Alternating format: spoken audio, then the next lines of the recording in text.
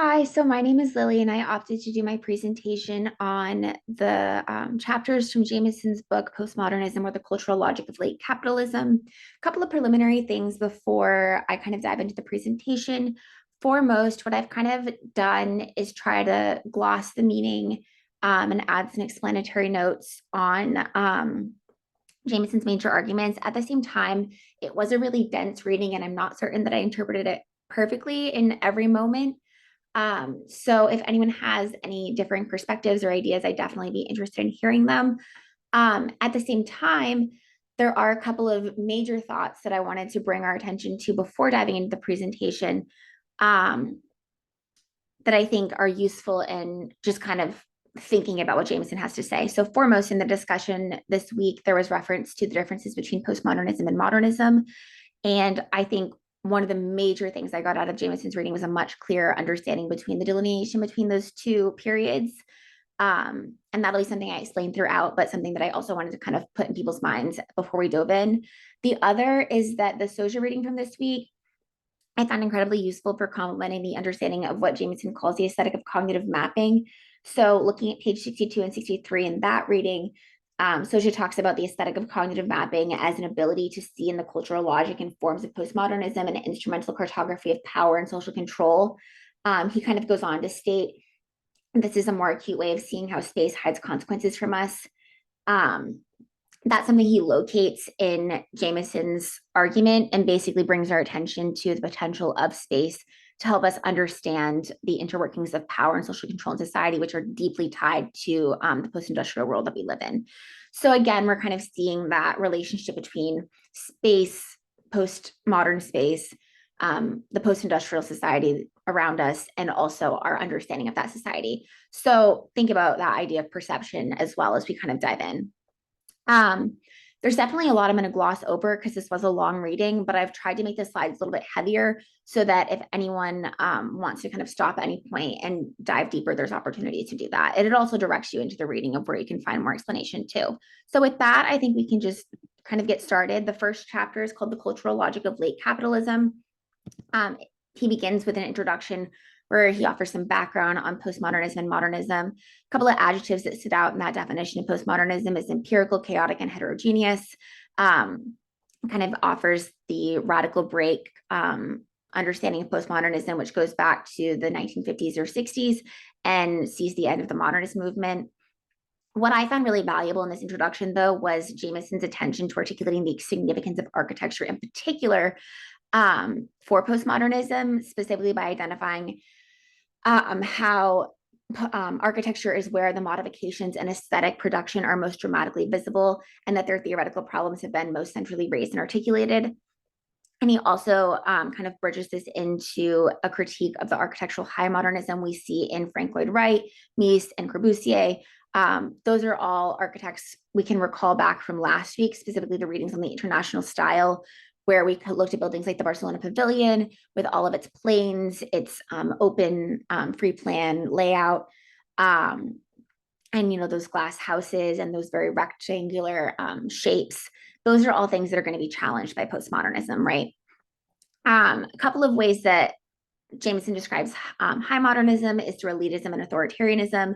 He also talks about the loss of neighborhood culture, which is replaced by utopian, the idea of utopian in high modernist buildings, which are separated from their surrounding context. That term utopian is going to be really important throughout this presentation and something that Jameson circles back to a lot, particularly because what we get in postmodernism as opposed to modernism is this rejection of this idealized state and instead an embrace of what's around in society. So utopian visions are thwarted in postmodernism. Jameson also talks about aesthetic populism being present in postmodern architecture, which he connects to the effacement of the delineation between high and low culture championed by the modernists. So my favorite term, schlock and kitsch, are embraced by the postmodernists who actually use them in their work. And just to kind of tie in what we were talking about earlier with that embrace of postmodernism of the people, populism refers to the ordinary people and their daily concerns. So the critique that you get of high modernism there is, if we think back to that eliteness and authoritarianism, that Jameson mentions in regards to high modernism, populism would be the counter to that, where you leave behind those or you work against those people of elite groups who are willing to ignore the concerns of the people and instead embrace those people. So Jameson then talks about the relationship between postmodernism and the post-industrial society, arguing that the break postmodernism is not just a cultural break, but has sociological implications, which are explained by the coincidence of postmodernism and the emergence of the post-industrial society. This society falls short of obeying what Jameson calls the laws of classical capitalism, which he identifies as the primacy of industrial production and the omnipresence of class struggle. So rather than view this post-industrial society as a breakaway from capitalism, Jameson aligns himself with the economist Ernest Mandel, who views this new society as a purer stage of capitalism than what preceded it. All of this connection between postmodernism and the post-industrial society leads Jameson to assert that every position on postmodernism in culture, whether apologia or stigmatization, is also at one and the same time and necessarily an explicitly or explicitly political stance on the nature of multinational capitalism today.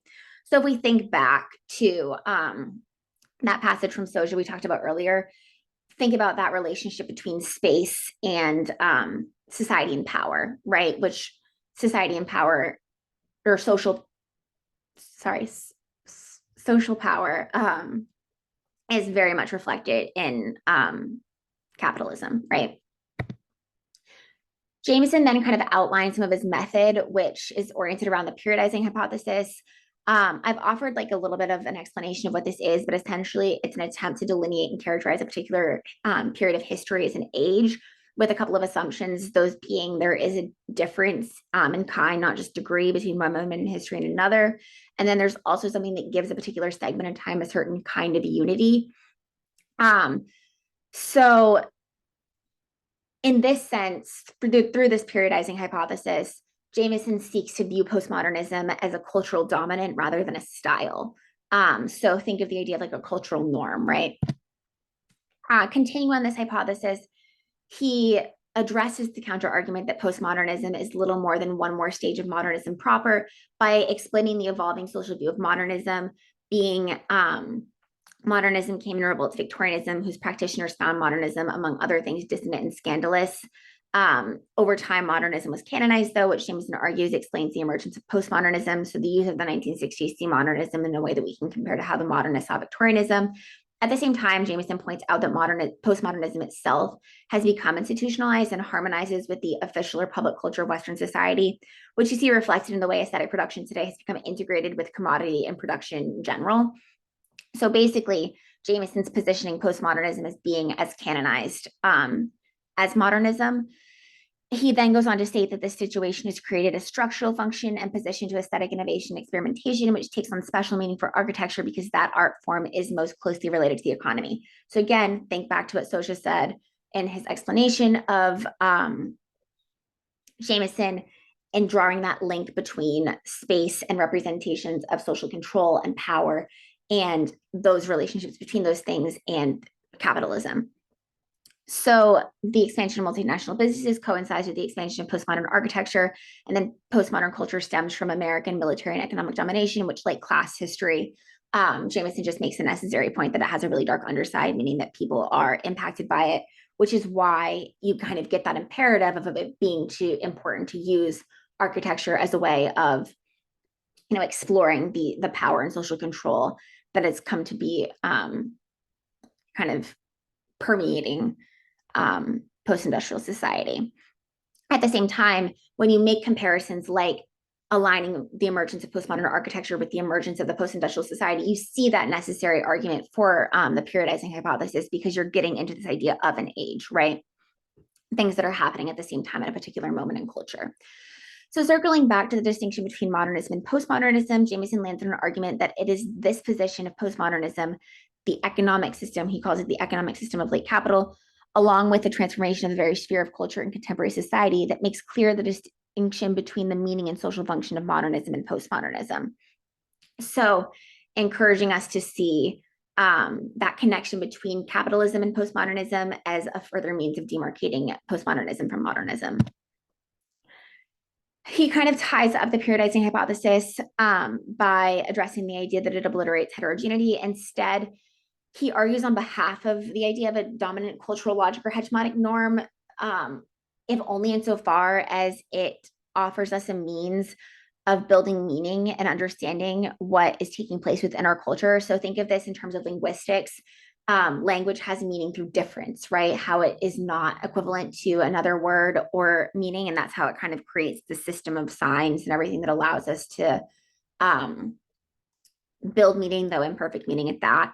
It's the same thing with this idea of a dominant cultural logic or hegemonic norm, like what something isn't is meaningful in relation to that standard. Jameson then identifies the political spirit of his work as to project some conception of a new systemic cultural norm and its reproduction, that being postmodernism, in order to reflect more adequately on the effective forms of any radical cultural politics today. So this is kind of a presupposition of sorts to an argument he'll make later about the role of art in politics and culture. And really the fragmentation of the sphere of culture into every aspect of social and political life. I'll circle back to that later, but I think it's important to start thinking about now. He then kind of gives an overview of his analysis. I won't run through all of these, but just take note because these are what he's going to be talking about in each part of his discussion. So, kicking things off, he begins by addressing postmodernism's depthlessness through an analysis of work by Van Gogh and Warhol. He starts with Van Gogh's A Pair of Boots, which painting of the peasant shoes, but the example that he kind of offers us within the reading is a picture of these pair of boots. He offers us a couple of readings which touch upon constructing meaning of the work from the situation around the work, and also engages with ideas about how the raw materials are used to represent that situation. So what we're getting at is the importance of context in understanding this piece of art. What Jameson's main point is, however, is that both these readings use the objectual form of the work as a clue or a symptom for some vaster reality, which replaces it as its or the work's ultimate truth, meaning that both those readings are hermeneutical. A little background on this term.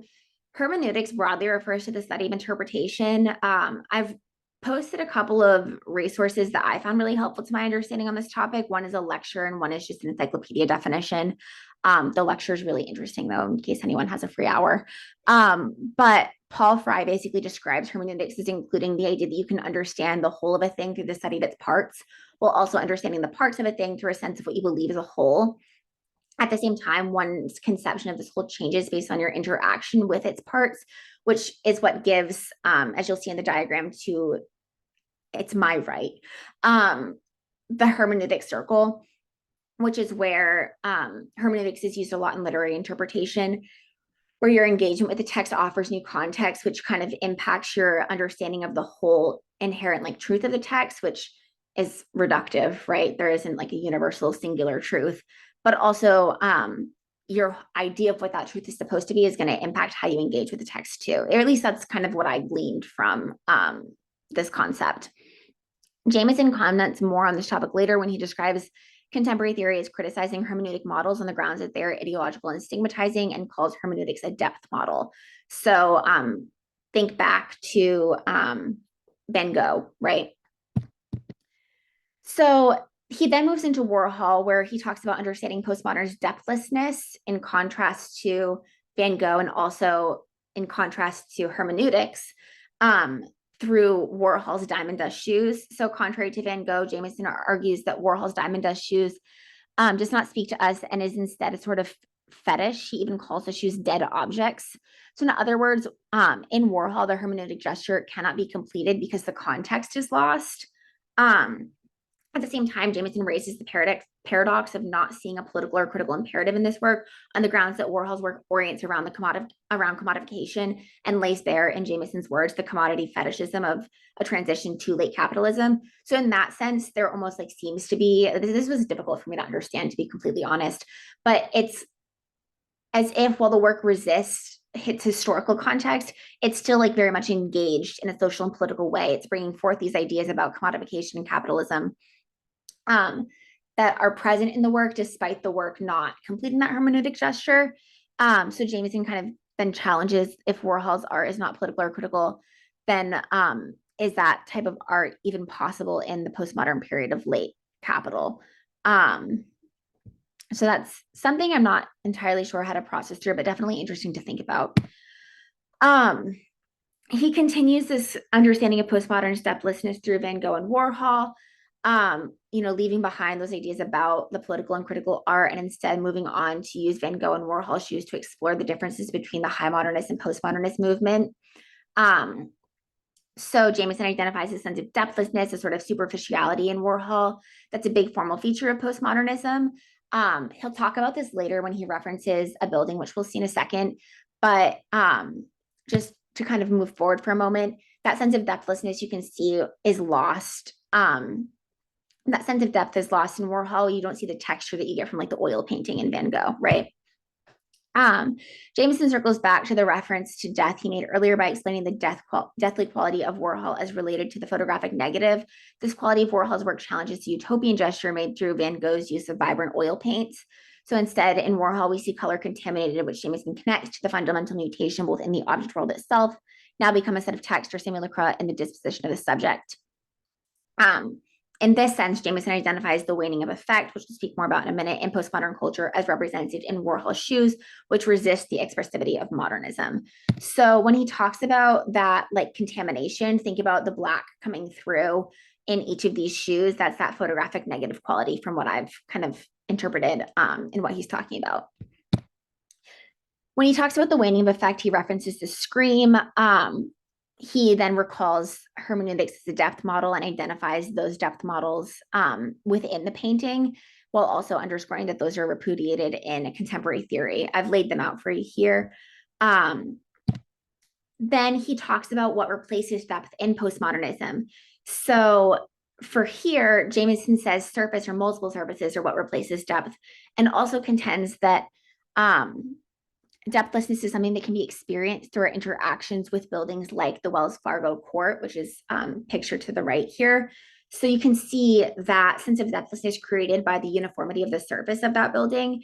But also he gives a really interesting description of just walking through that environment and how it impacts one as an individual, which I think poses a really interesting idea about how space impacts your mentality that is brought back up when Gary in chapter 4 talks about how him and his wife's way of living in their very postmodern house is kind of reflected by the architecture of the house itself. It's a more scattered way of living, I think, is what he describes it as. He then talks about the replacement of time with space in postmodernism, challenging, what does the waning of effect tells us? He states that where effect is alienation and anxiety and is represented in works like The Scream, those effects are no longer appropriate in the world of the postmodern. So what in high modernism was the alienation of the subject is replaced in postmodernity by the subject's fragmentation. So think again, modernism centered around the subject. Postmodernism, the subject is fragmented. There's no longer that center, right? So in high modernism, the subject is centered. In postmodernism, the subject disappears, which Jameson also identifies as meaning the end of distinctive style, which means a loss of feeling that is replaced by impersonality and a sense of euphoria, which euphoria he'll talk about as an intensity in a second. So from all of this, Jameson lands on an explanation of the work we inhabit as synchronic, which means that it is space rather than time that dominates our psychic experience and our cultural languages. So with that, he kind of moves into a discussion of pastiche, which the lecture notes I found incredibly useful to kind of garnering an understanding of this. So just to kind of gloss over it, Jameson recalls the loss of individual subject in postmodernism and the accompanying loss of personal style is granting the emergence of pastiche. In postmodernism, what was style or a hegemonic norm and reinforced by language is replaced by economic strategies, which exert power over our existence and make room for pastiche. He delineates between pastiche and parody insofar as parody is more of a mimesis or mockery, whereas pastiche is blank parody because you kind of lose that sense of mockery, but you maintain that like referent to the past in a sense. what he basically tells us is that pastiche reflects how the loss of individual style has led to a need to imitate dead styles in speech, which Jameson connects to the consumer's appetite for a world transformed into sheer image of itself. And thus the culture of the simulacrum emerges, where exchange value and its associated attention to the image supersedes use value. That attention to use value I found particularly interesting, because I know that when we learned about the international style last week, we talked a lot about modernist-based relationship to functionality. Use value is something I aligned with functionality. So when you think about the simulacrum emphasizing exchange value, that idea of function is lost, right? And that's where you get that superficiality of existence for the simulacrum, at least from my interpretation. The implications of pastiche lead to what Jameson terms the crisis of historiosity. So he describes the spatial logic of the simulacrum as rendering a society bereft of all historiosity. So the society uses the past as a referent, and in doing so glosses over the nuances of that past. For Jameson, this means that there's a clear incompatibility between postmodernist nostalgia art language and a genuine historiosity. This dynamic also signals the waning of our historiosity, of our lived possibility of experiencing history in some active way, meaning that we struggle to represent our current experience and also fall short of giving an adequate or realistic reflection of the past in this use of pastiche, which kind of brings this whole question of what is reality anyways to the forefront of this whole crisis of historiosity, right? So basically he talks about realism being lost and ideas and stereotypes about the past becoming kind of iconified in culture, which kind of creates this issue for us because we're trying to understand our historical situation through pop images and a simulacra of history, but that image and simulacrum isn't realistic in the slightest. So again, that question of like what is real and what can we understand, right? He bridges this crisis of historiosity into discussions of temporal organization by positioning or by referencing, sorry, how in postmodernism there's a challenge to what we make of time, temporality, and the syntagmatic, and what that's supposed to mean in a spatial culture, right? Because all of those things have a sequence, or they give a sense of organization, and in space, when you're leaving behind that temporality, things kind of just exist coincidentally, right? Landing on the idea that cultural productions under this lens can be seen as heterogeneous, fragmentary, and aleatory, Jameson explains how these features are characteristic of postmodernism and have developed into ideas about textuality and schizophrenic writing. The schizophrenic writing leads Jameson into a discussion of Lacan, who views schizophrenia as a breakdown in the signifying chain, which means temporality is broken down, and in its place, we experience a series of pure and unrelated presence in time.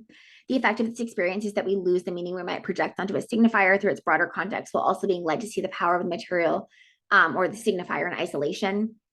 This experience of the signifier in isolation creates a sort of unreality and elicits a sense of euphoria in place of the effects of anxiety and alienation found in works like The Scream. So Jameson demonstrates how the schizophrenic fragmentation results in euphoria through an analysis of a poem by Bob Perelman, who's part of the School of the Language Poets, who kind of embraced the schizophrenic writing. The poem's called China, and then he also references Flubber as well.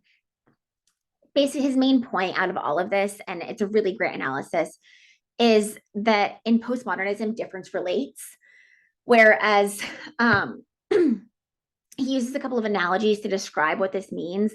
One of them is his idea that in postmodernism, us as a viewer is asked to kind of take on the role that David Bowie has in The Man Who Fell from Earth, and kind of see multiple screens at the same time, or multiple different things happening at once, right? He also looks at this the work of an artist called, and I might be butchering the pronunciation here, Nam June Paik, and he details how postmodernism understanding of what used to be called relationship is now called collage, and it's predicated upon seeing differences simultaneously. So, Bowie in The Man Who Fell from Earth sees all those TV screens at the same time. In Pike's work, all of those screens are present. This was just an example I liked, by the way. There's a bunch of them online. You again see all those different screens at once, and rather than focus on one, postmodernism asks you to look at all of them collectively. All right, so he then completes his exploratory account of postmodernist space and time by describing euphoria, which he terms the intensities which seem often to characterize a newer cultural experience. He then identifies a couple of questions that stem from euphoria, which is basically how can urban squalor be a design to the eyes and expressed in commodification, and how an unparalleled quantum leap in the alienation of daily life in the city can now be experienced in the form of a strange new hallucinatory exhilaration. So basically, how are we getting euphoria out of a really gloomy looking urban environment? The answer to that, he describes through references to the sublime. So basically, he I've included, his comments on the definition here, which we'll kind of breeze past for a minute. But the idea is that for Kant and Burke, the sublime was something in nature, but for us, the technology accompanying late multinational or consumer capitalism, what Mandel argues is the purest form of capitalism to date, has replaced nature without challenging or solving the challenge of how to represent the sublime. So for Jameson, this bridges into an understanding of the most energetic postmodernist text, which engage with the reproductive process in new technology and machinery and give us insight into the postmodern sublime, which in turn gives us a better sense of the postmodern space around us. This is an idea that I think is important to hold on to when he talks about the effect of Gary's house in chapter 4. Jameson offers an answer to why technology is sublime, that being it seems to offer some privileged representational shorthand for grasping a network of power and control, even more difficult for our minds and imaginations to grasp. And that being the whole new decentered global network of third stage capital itself. So in other words, he's reflecting back on the idea that postmodernity is inextricable from the social and economic forces that accompany it, which kind of brings us back to what we set up our discussion with, which was Soja's explanation of cognitive mapping is allowing us to see the cultural logic forms of postmodernism and their relationship to space's ability to kind of hide social power and control from us. He then kind of delves into an analysis of a postmodern building, proposing that we're in the presence of something like a mutation in built space itself. However, because we have not mutated alongside that space, we don't have the perceptual equipment to understand it. So this perceptual gap in the human mind positions the role of architecture for Jameson as a place to expand our sensorium, or in layman's terms, to better grasp the space around us. That seems a bit meta insofar as like you're using space to understand space, but it's really important in terms of the relationship between capitalism and the postmodern world, right? Jameson identifies the Westin Bonaventure Hotel by John Portman as explaining the aforementioned dynamic. Jameson refreshes our memory on the populist components of postmodern architecture by underscoring that postmodern architecture reflects American life or vernacular, rather than in the fashion of high modernists trying to insert a new utopian language in the landscape. So I tried to offer, there wasn't as many pictures of the Westin Bonaventure Hotel's interior that I thought did a lot of justice to what Jameson was talking about. So I just landed on one of the outside of the building. But even that, Jameson points out how the surface materials kind of reflect the environment around the building, which I thought was a really interesting point. He offers a lot more in terms of analysis of it, but basically he asserts that the disorientation evoked within the building, what he attributes to the development of a postmodern hyperspace, reflects a disjunction point between the body and its built environment that further reflects our inability to understand the great global multinational and decentered communicational network in which we find ourselves caught as individual subjects. So basically, the disjunction in the building mirrors our experience in the built environment around us, but it's also like brought to fruition in this one particular space. So in that sense, like the part informs our understanding of the whole, right? He then talks about the loss of critical distance in the postmodern world of late capitalism, reiterating that his view of postmodernism is historical rather than just stylistic. Jameson offers a brief history on the cultural realm as having a semi-autonomy, then questions if it is not the semi-autonomy of the cultural sphere that the late capitalism has destroyed. So for Jameson, the answer is yes, but not the eradication of the cultural sphere, but instead the dispersion of culture across all spheres. So meaning culture bridges into the social and the political now. One implication of this dispersion of culture is that any sense of distance, including critical distance, is lost. Another implication is that multinational capitalism is allowed to penetrate spaces like nature or the unconscious that seem to grant that sort of critical distance. When I was trying to kind of parse out what this meant, one way I kind of thought about it is if you think about like Thoreau's Walden or like the transcendentalists believe that going back to nature kind of gave you this ability to get back into a greater understanding of your being and an understanding and offer some perspective on the world around you. That's where I kind of saw that idea of nature being separated from, the industrial society that's kind of seen like they're separated there, whereas that separation is lost in with multinational capitalism. I don't know if that's the best comparison, but that's how I was able to kind of wrap my head around it. So I figured I would offer that. Um, he then talks about the moment of truth for postmodernism, where he describes how what has been called the postmodernist sublime is only the moment in which this contents, the demoralizing and depressing original new global space, has become most explicit. So Jameson encourages us to see postmodern forms as a new form of realism, as well as a distraction and diversion from reality. Again, another very paradoxical idea, yet somehow it makes sense because it's almost as in that disjunction that we see in something like the Westin Bonaventure Hotel, you get an idea that society in itself has kind of become disjuncted and fragmented and difficult to kind of understand and parse out. This understanding creates questions about what we are to make of reality itself, which Jameson describes positions as a question of what model of political culture is appropriate to our situation. The answer to this question is whatever model of political culture, cultural form is used must raise spatial questions. And he then talks about raise spatial issues and use those issues as a fundamental organizing concern. So Jameson sees the aesthetic of cognitive mapping as a method of taking on this issue and using space to understand power and social control in the modern world. So basically thinking through space and thinking through architecture and kind of how he modeled in the Westin Bonaventure Hotel, right? And using that to understand like our experience in the modern world and how capitalism has impacted it and what harms are done to the individual within it. And all of those big ideas, basically, what we kind of get out of the Soja reading is this idea, he says this even on page 63, is a reassertion of space in critical social theory. And that's what Jameson is basically asking us to do, right? Is to consider how the spatial world informs our understanding of the society and the issues and things that are happening around us.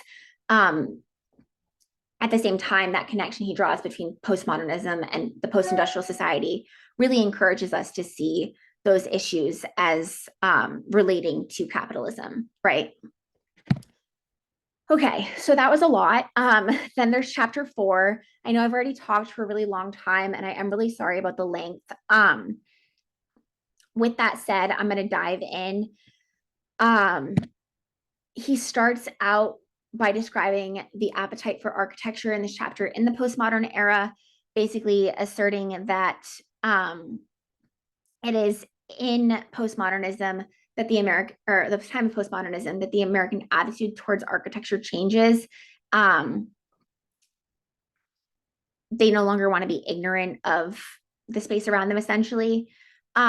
He then offers some historicization, explaining that the Americans rightfully did not want to know about their built world and replace whatever aesthetic instinct they might have with commodification, which is kind of where you get American kitsch. But postmodernism, he says, cancels out that, and I quote, junk, and instead abolishes the distinction between, the inside and outside. That was one of those depth models. So we can kind of see him in conversation with his earlier assertions in chapter 4, though at the expense of making it harder to get high class architecture. So all of this leads to the idea that the appetite for architecture is actually an appetite for something else. And what this something else is, Jameson identifies as photography. So he says basically we don't want buildings but images, and he even argues that postmodern buildings seem to be designed to be photographed. I kind of, in an effort to understand that sentiment better, figured it would be useful to offer an example of postmodern buildings. So we see here the High Museum of Art. This is referenced in the lecture. I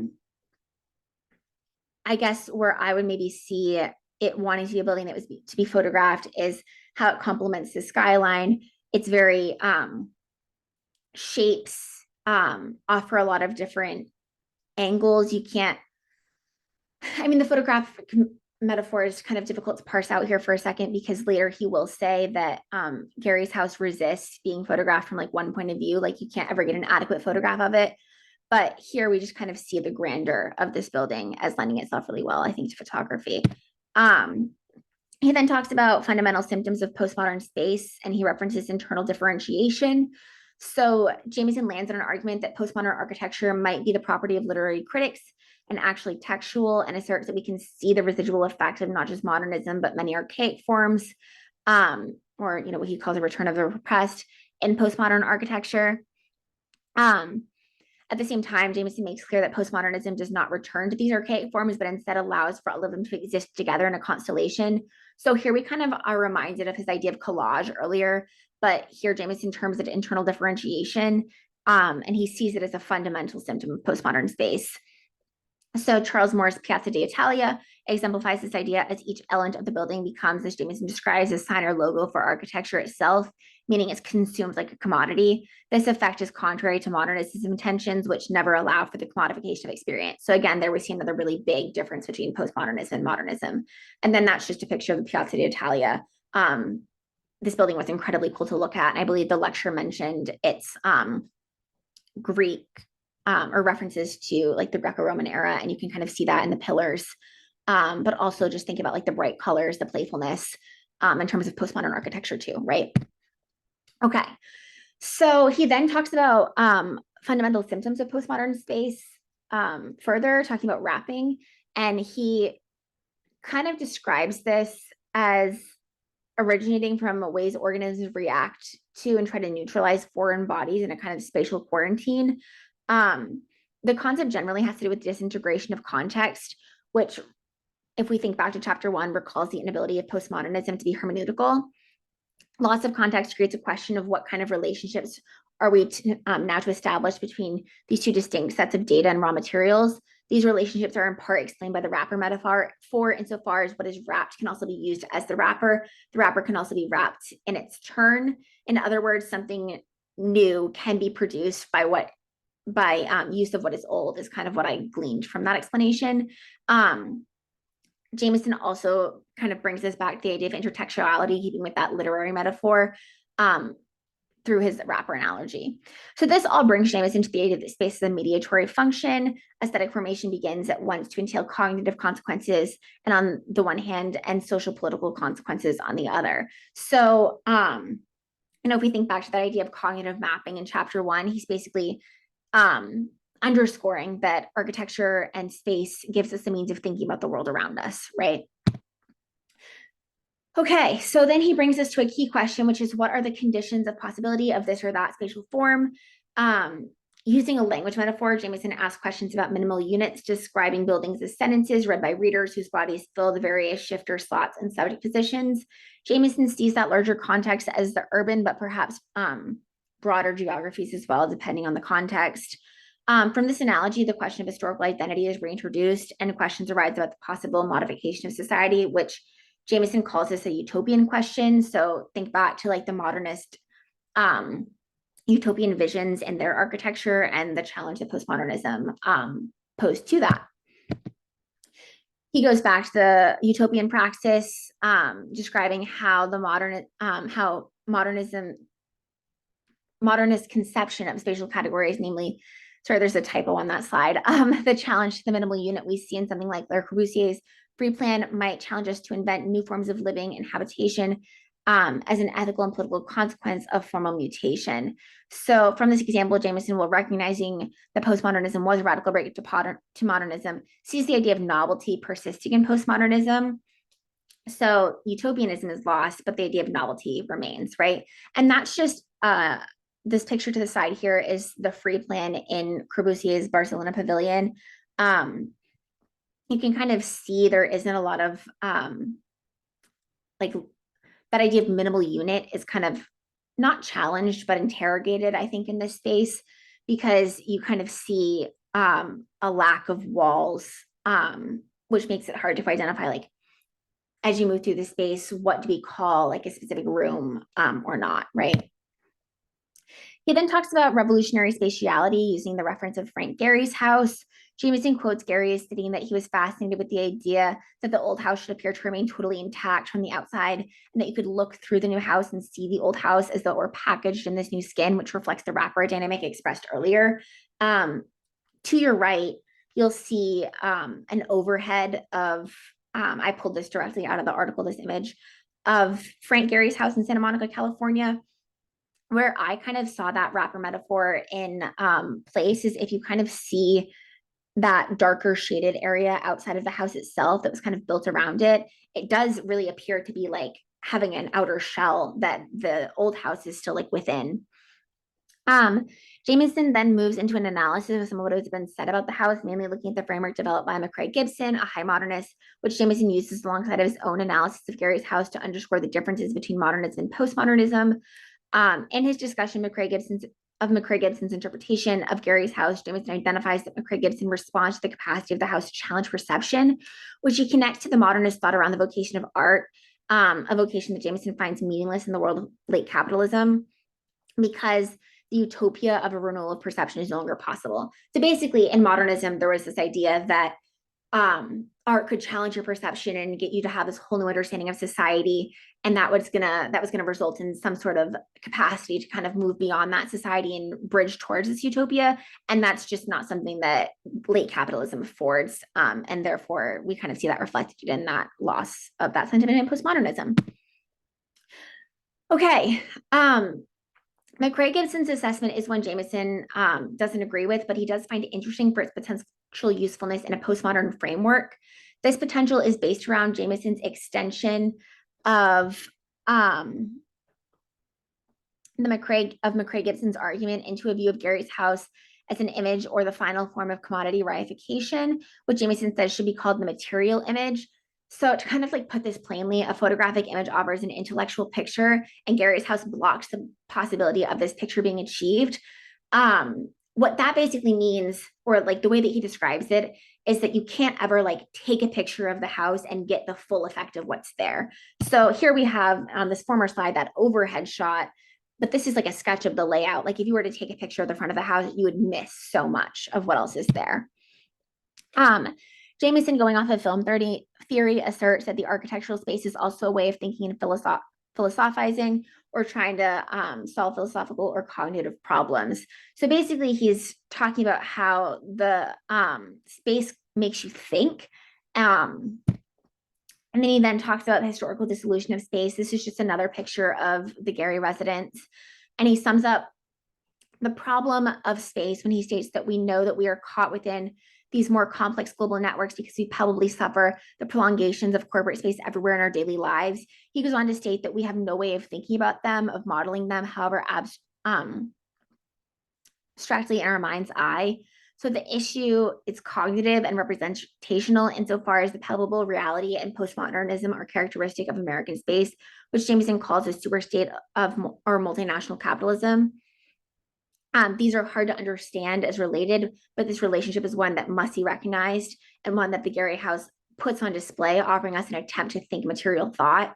So basically, the Gary House, what Jameson gleans from his analysis is it offers us that capacity for thinking through space, or recognizing that sense of cognitive mapping that he kind of talks about, I think, in chapter 1, or at least that's kind of how I understood it. Those were all the major points I wanted to touch on. I know I talked for a really long time, so let me apologize again for that. And like I said, I'm not sure my analysis here is perfect. To kind of summarize, I think the way that space is talked about, especially with the Gary House, is that it has an imperative that makes you think about the world around you and think through what's happening, and therefore it can't be separated from in the world of late capitalism where everything kind of exists simultaneously, and you no longer have what you had in modernism. Space offers you a means of thinking through sociological problems. And that's reflected really highly in postmodern architecture. I'd be really interested to know if anyone had any questions or anything that they wanted to add. But at this point, I think I will wrap up. Thank you so much for your time. Yeah, thank you.